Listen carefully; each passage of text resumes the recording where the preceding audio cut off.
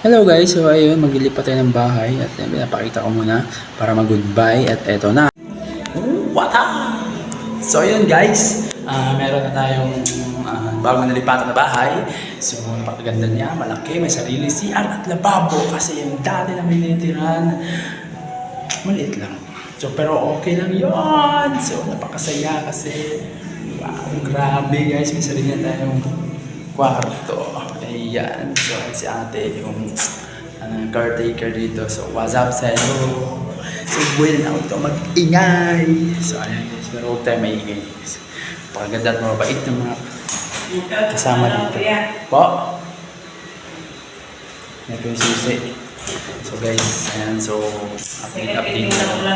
Kasi, mumontage na itong bahay nito. Diba? Bagong pasok. So, what's up? So, abangan mo.